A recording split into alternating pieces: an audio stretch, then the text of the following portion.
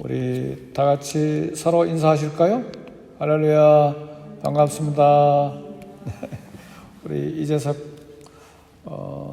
선교사님은 청신대학원 후배 되시고 선교사도 후배 되시고 연세도 후배 되시고, 근데 저보다 더 훌륭합니다. 그래서 새벽에 말씀을 또 이렇게 듣게 돼서 감사합니다.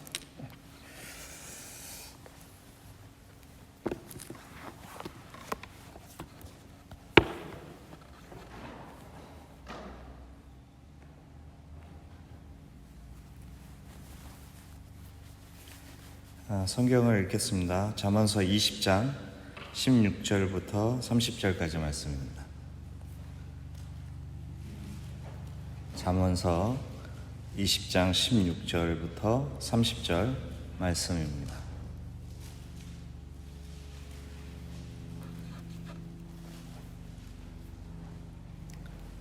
제가 읽도록 하겠습니다.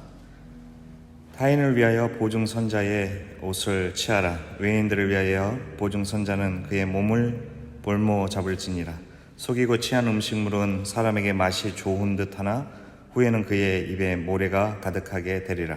경영은 의논함으로 성찬하니 지작을 베풀고 전쟁할지니라. 두루다니며 한담하는 자는 남의 비밀을 누설하나니 입술을 벌리는 자를 사귀지 말지니라. 자기의 아비나 어미를 저주하는 자는 그의 등불이 흑암 중에 꺼짐을 당하리라.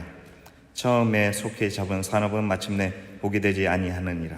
너는 악을 갚겠다 말하지 말고 여호와를 기다리라. 그가 너를 구원하시리라.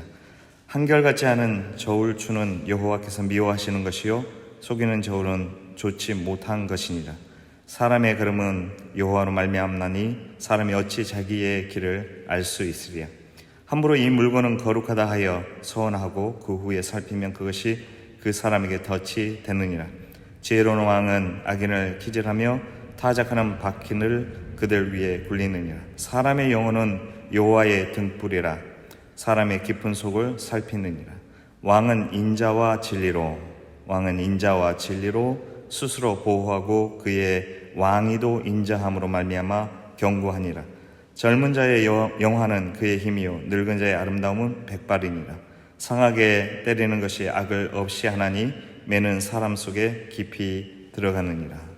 아멘. 반갑습니다. 오늘 저는 이 본문 말씀 중에 28절 말씀, 그곳에 인자와 진리라고 하는 표현이 있는데 이 말씀을 중심으로 해서 여러분과 함께 은혜를 나누고자 합니다. 왕은 인자와 진리로 스스로 보호한다라고 할 때 이 인자와 진리라고 하는 히브리 표현이 헤세드, 바, 에메트라고 하는 단어를 썼어요. 이 두 개의 단어는 성경에서 여러 군데 사용되어지고 있는데 그 번역도 달라요.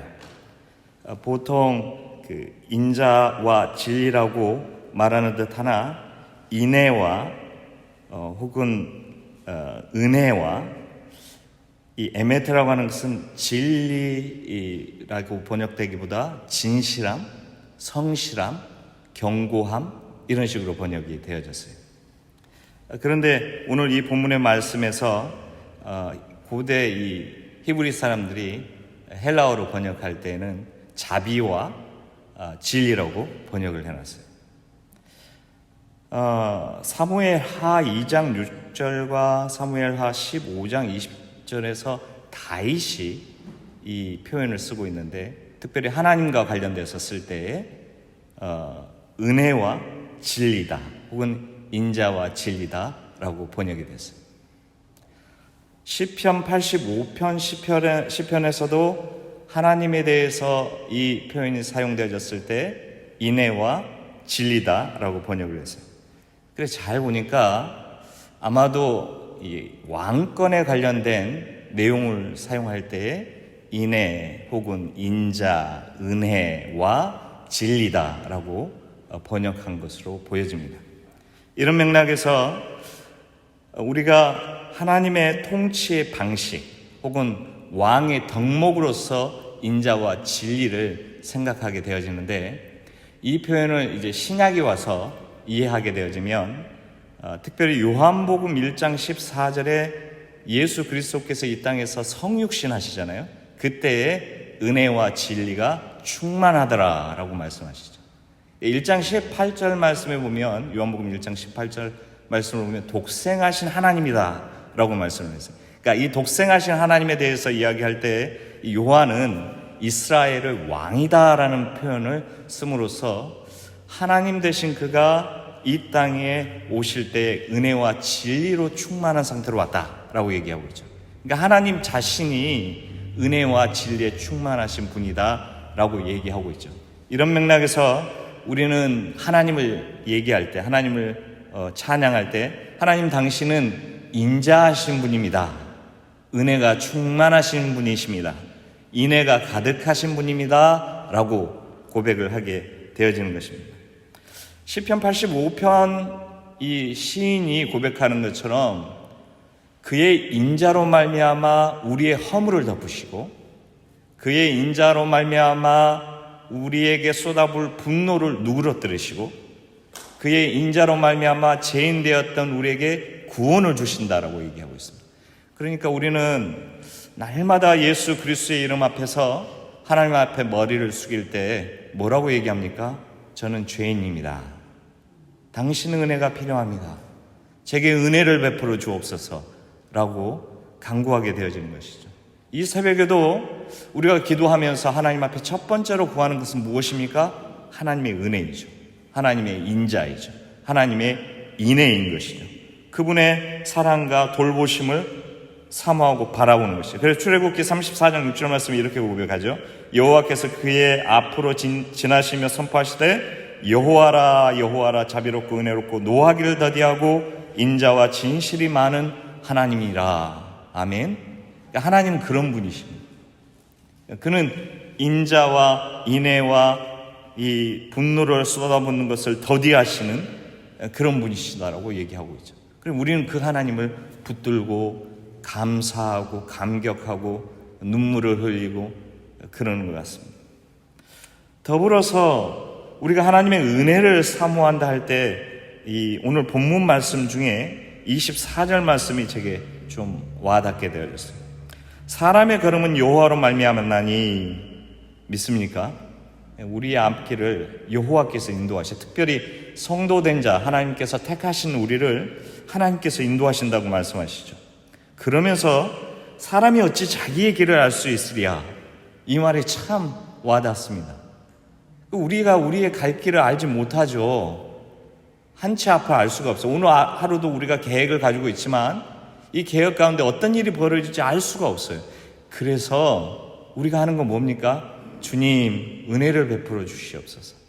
때로는 하나님 앞에 기도할 때 뭐라고 얘기합니까? 순종하게 하여 주옵소서. 이 순종이라고 하는 표현 자체도 하나님의 은혜와 특별한 은덕을 사모하면서 기도하게 되잖아요. 우리가 읽은 이 본문에서 사용되는 에메트라고 하는 이 인자, 은혜 이렇게 번역되는 것이 사실 영어에서 favor라고 하는 단어로 번역이 되었어요. 근데 이 favor라는 단어가 한국어로 번역되기가 쉽지가 않대요. 뭐 호인이 혹은 선한 어떤 그 도움이니 이런 표현으로 번역된다고 하는데 그 자체로 보면 하나님께서 우리에게 호의를 느끼셔서 좋은 것을 주신. 그러니까 우리가 하나님 앞에 기도할 때에 주님 당신의 호의를 베풀어 주십시오. 저는 은덕이란 말이 참 좋아요.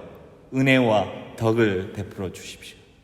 그래서 알지 못하는 하루하루를 살아가는 이 삶 속에서 주님 그래도 기쁨으로 살 수 있게 해주십시오. 신명기에서 얘기하는 것처럼 여호와께서 우리에게 기대하고 바라는 건 우리의 행복이라고 얘기하시잖아요. 그러니까 신자된 자들에게 하나님께서 주시는 것은 어찌하든지 행복하게 살기를 원하시는 것이죠. 기쁨으로 살기를 원하시는 것이죠. 물론 때때로 고난도 주시고 어려움도 주시고 그래서 정신 바짝 차리게 만드시는 것도 사실이에요. 그러나 본질적으로 하나님께서 우리에게 바라시는 것은 하나님과의 이 관계 안에서 깊은 이 영적인 기쁨과 행복을 누리기를 원하시는 것입니다. 그런 맥락에서 우리가 하나님께 기도하는 것이죠. 제게 은혜를 베풀어 주시옵소서. 오늘 하루도 은혜를 주시옵소서. 저희 가족들에게 은혜를 주시옵소서. 저희 교회에 은혜를 주시옵소서. 저희의 자녀에게 은혜를 주시옵소서. 이 민족에게 은혜를 주시옵소서 라고 기도해야 되는 것이죠. 은혜를 체험하는 자는 결코 하나님 앞에서 떠나지 않습니다.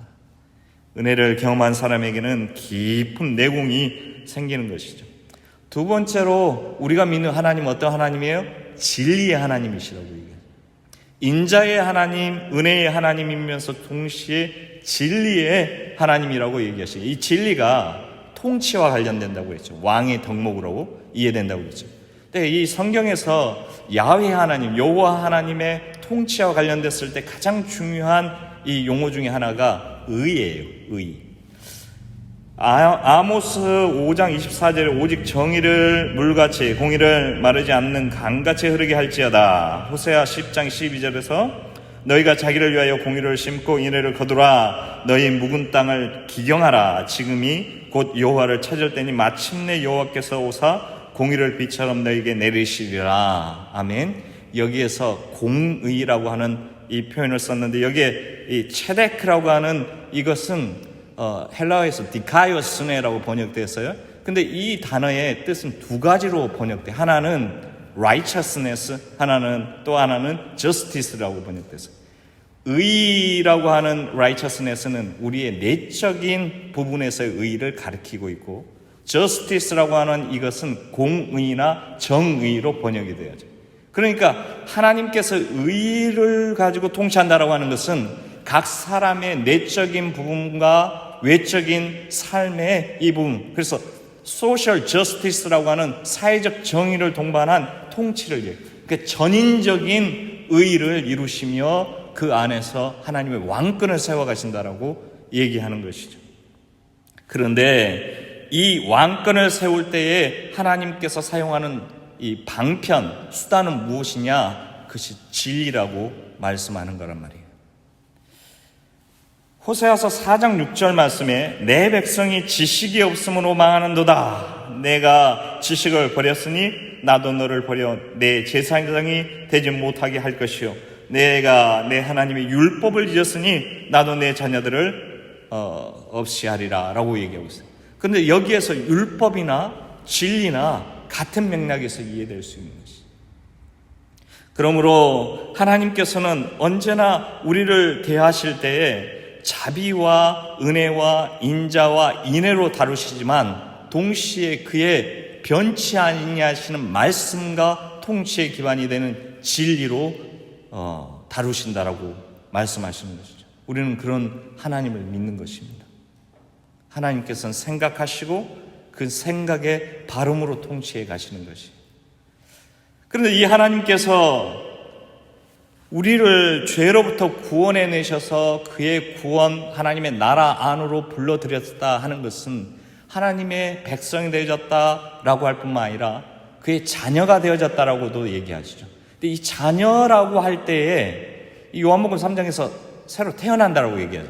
근데 거기에 이 표현 중에서 다시 태어난다라고 얘기할 때는 위로부터 태어난다라고 번역하는 게 좋아요. 위로부터라는 것은 하나님의 나라에서 새롭게 태어난다는 말이에요. 그것은 성령에 의해서 태어난다는 말이고, 그래서 하나님의 자녀가 됐다라고 얘기하는데 그때에 우리에게 주는 메시지는 무엇이냐면 하나님의 성품에 참여하는 것이에요. 딸이 아빠와 엄마를 닮듯이 하나님의 나라 안에서 다시 태어나는 우리는, 죄인들이었던 우리가 하나님의 자녀가 된다는 것은 하나님의 성품을 담는다는 것이에요. 그 성품이 뭐라고요? 은혜와 진리, 은혜와 공의 혹은 의를 행하는 것이라고 얘기하는 것입니다. 미가서 6장 8절 말씀에 사람아 주께서 선한 것이 무엇임을 내게 보이시나니 여호와께서 내게 구하시는 것은 오직 정의를 행하며 인자를 사랑하며 겸손하게 내 하나님과 함께 행하는 것이 아니냐라고 얘기하죠.